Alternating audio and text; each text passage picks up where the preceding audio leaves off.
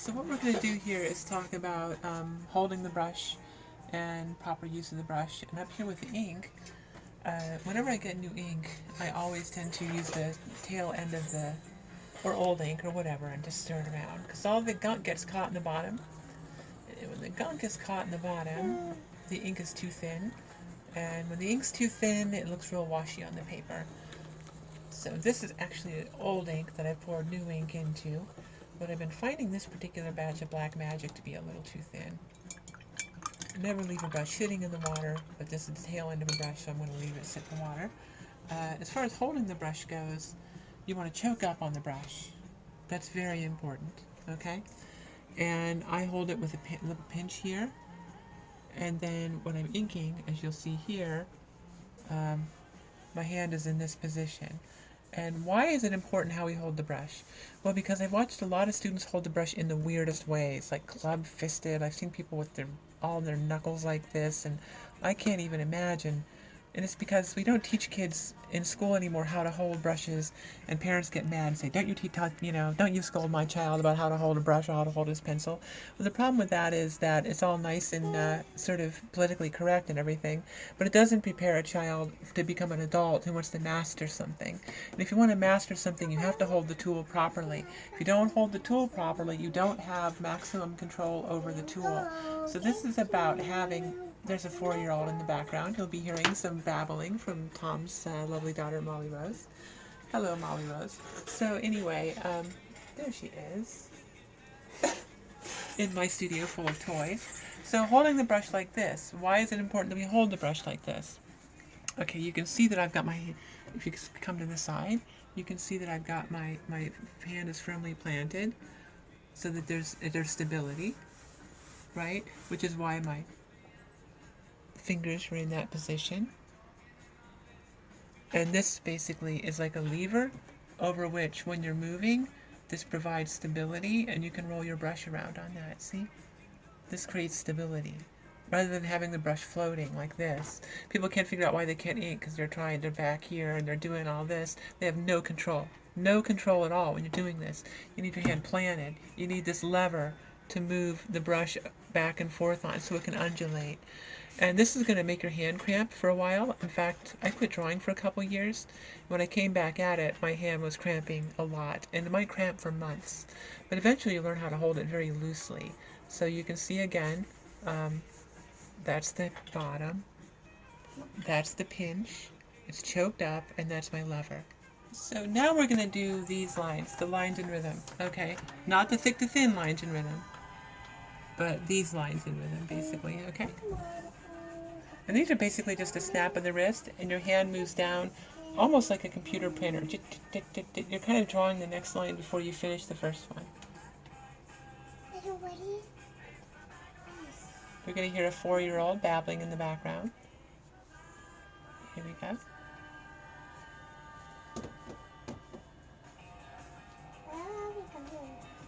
Those are pretty nice.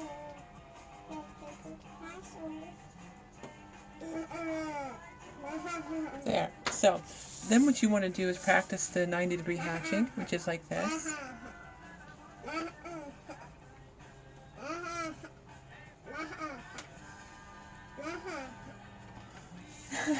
We've got Tom's daughter playing in the background and the Beatles as well, so a little bit of a family party atmosphere here.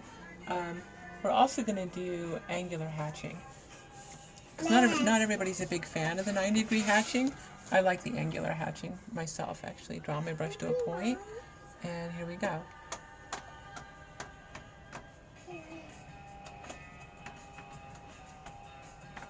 You know what? I need my glasses.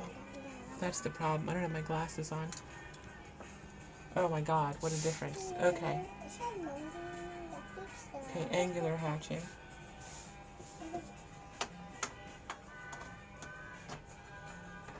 No, it's not. It's my mom.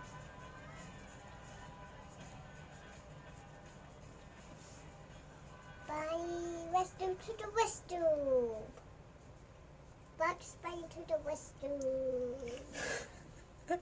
Okay, that's our straight lines.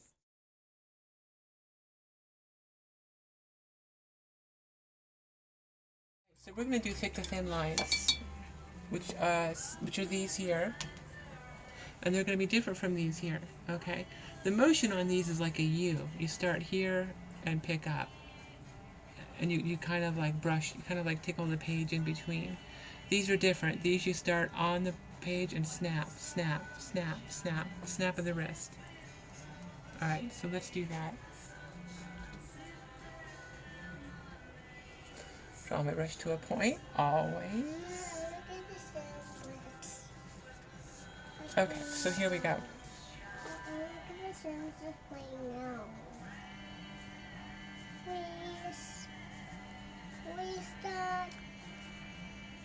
Molly wants to go.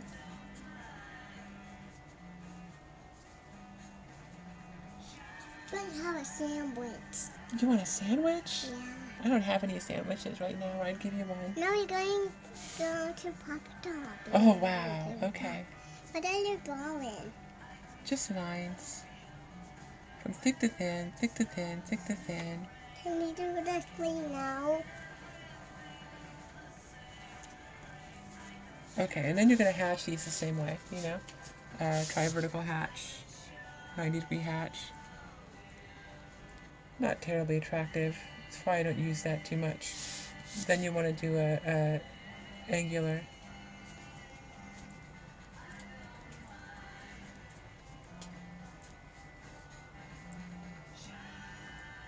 Those are pretty nice. So there you get your hatches, okay? So I'm drawing the brush to a point again. This is day 2 of the inking demos.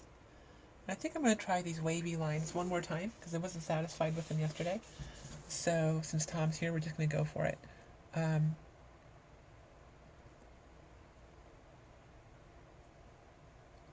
yeah, these are so much better.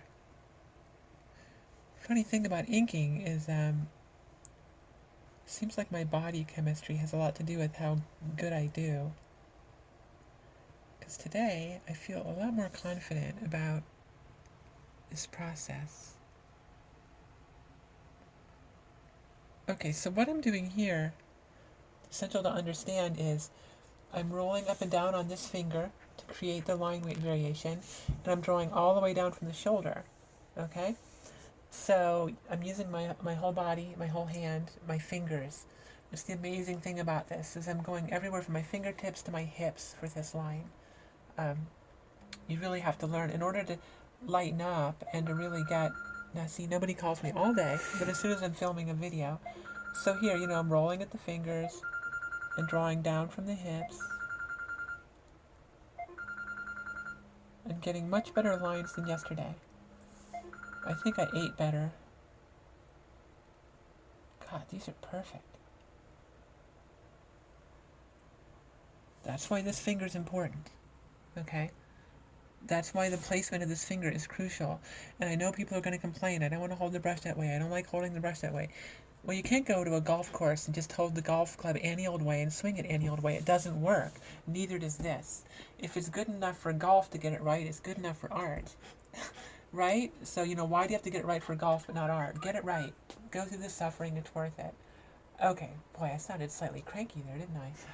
I think I'm sick of the student whining. Okay, so now we're going to do these, which are really just to, you know, just to get you kind of squiggling a little, right? So I'm learning to, those are a little sloppy, but we'll tighten them up as we go.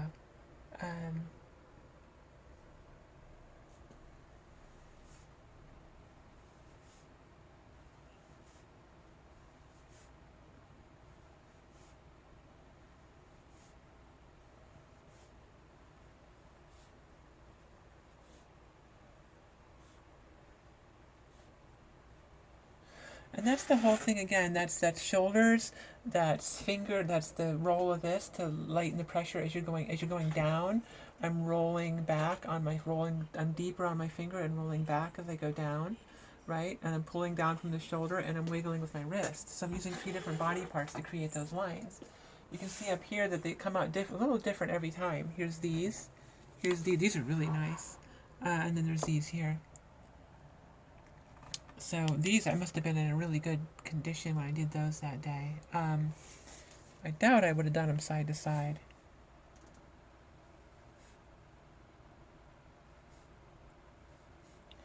Yeah, these aren't coming out so great. Here we go. So you just do the wiggles like that, like that, like this. Then these zigzags. These zigzags are really important because, in a sense, that shows that you loosened up.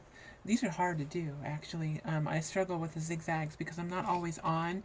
I can do a zigzag now, but on a drawing, I have to be in pretty good shape to pull off the zigzags. It requires a certain amount of looseness, which, if you saw me editing or inking that turkey video, there's a lot of zigzags in there.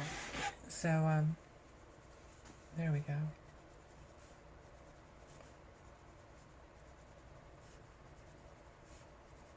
And I'm just wiggling back and forth from the wrists and drawing down from my shoulder.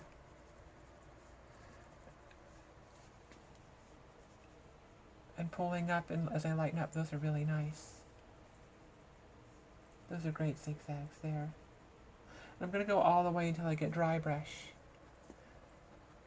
It's good to know because, you know, you want to know how to dry brush. So you go all the way until your brush runs out of ink, and you get a really good feel for how dry brushing works, okay? This is a really great technique to use because every time you go to print with it, they'll fuck it up. So you can get the most perfect dry brushing in the world. That doesn't mean it's going to survive print. So that's basically it. We've got nice waves, which we did today. We've got these wiggles here. And we've got these zigzags. And then before, in the other videos, I taught you guys about the straight lines in rhythm and the snappy lines in rhythm. And I think what we're going to do now is take a quick break and maybe do the ruler.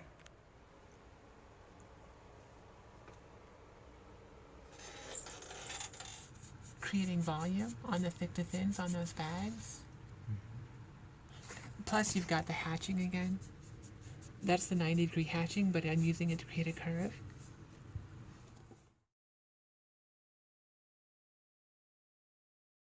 So we've got some great zigzags right here. And a lot of nice thick to thins as well, like here. Down here, look at all that thick to thin work here. That's really good too.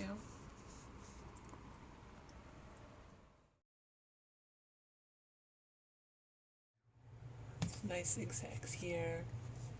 Some nice zigzag type things here. Look at that.